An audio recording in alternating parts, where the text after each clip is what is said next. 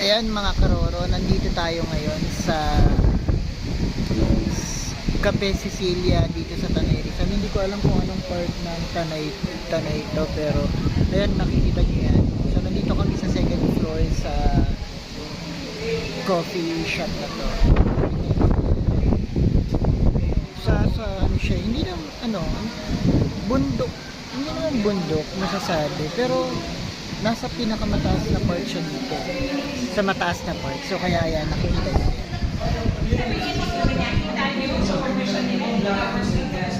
So ayan, nakikita nyo yung nakikita nyo yung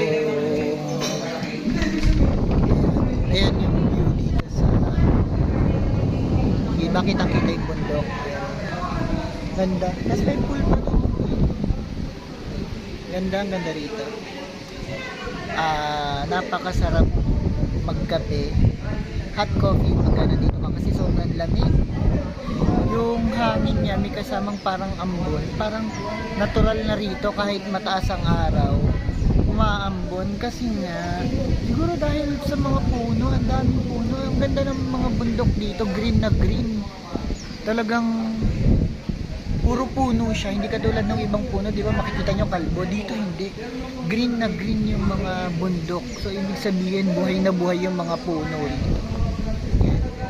So kung pupunta kayo dito sa Tanay Rizal, so magdaan po kayo dito sa Cafe Sicilia para makita nyo rin tong ganitong scenery at kagandahan nitong lugar na to. Masarap naman yung ininom ko, yung matcha yung ininom ko, yung masarap siya.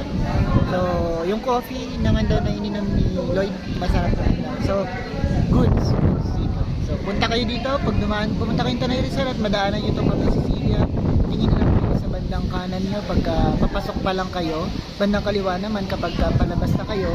So medyo nasa taas siya ng bundok, hindi siya ganong nakikita, pero kung maglilingon-lingon kayo dun sa dinadaanan, makikita nyo siya kasi nasa tuktok siya. O yun lang, may mga rider din pala kami inabunan natin dito, madami sila, kaya lang puro big bike lang. Mamaya na ulit, bye-bye. Ikaw hindi napapagalitan din. So narito kami ngayon sa Cafe Sicilia dito sa Tanay Rizal.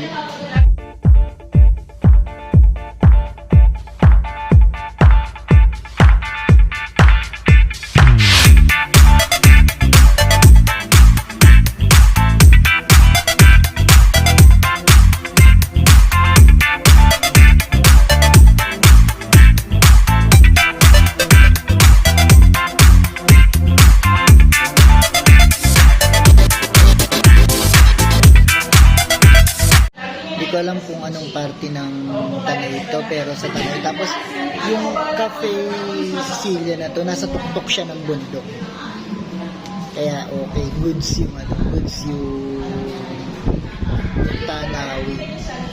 Goods yung kita mo yung mga bundok dito, ang lakas ng hangin. Alam mo yun, yung talagang ang sarap-sarap ng rito. Ano naman ba yun? Ano? Diba? So, eto, muna kami. Matcha, ininom ko. Kasi, although masarap sana mag-coffee rito, kasi syempre sobrang lamig. Malamig, sarap kasi may nahangin. Kaya lang di ako makapag-coffee kasi medyo bawal muna. So, iniinom ko, matcha. Sana, makasama ka namin dito. Supremo tsaka Ma'am Drea sa pagra-rides na.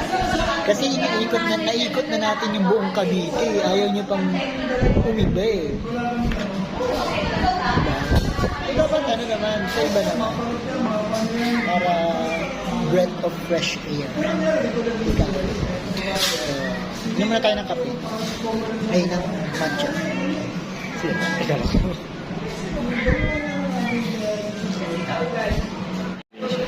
Ito yung tunog ng niya, caroling ng niya. Yung kantang to, ngayon nag-trending sa amin. Kada maraming tao, lahat kami sabay-sabay gumagano. Ay!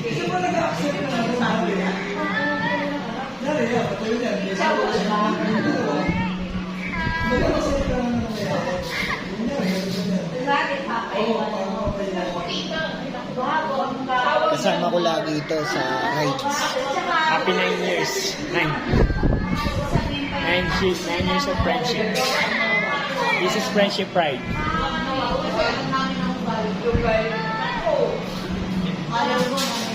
Sana kaya si Ate Josie, no? Kaya Ate Josie, shout out. Shout out sa'yo, Ate Josie.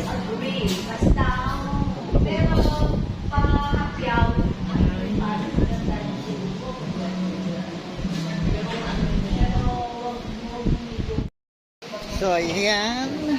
Paalis na kami dito sa Cafe Cecilia. So,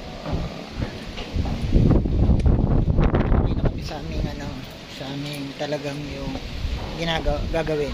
So, yung pagra-rides. So, ayan. Nakikita niyo? Ayan. So, meron din ditong pool. Meron din ditong pwede ka magstay. Pwede ka mag-camping. Something like that. Pwede ka mag-camping kaya lang sarado. Meron dyan pool Ayan. May pool. Tanaw doon kanina sa bintana.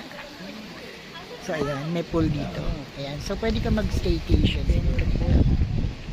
So, pwede mag-staycation. Ganda ng tanongin natin.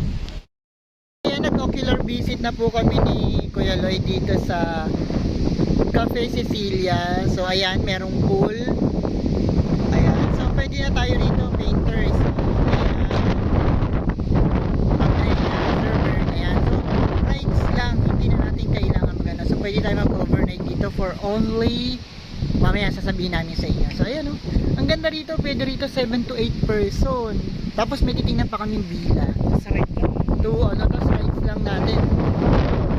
So, titingnan na namin yung villa. So, ayan, nakikita nyo, ang ganda ng habang nagpupul ka, nakikita mo yung bundok. Ayan, so, ayan, dito, titingnan namin yung villa. Ayan.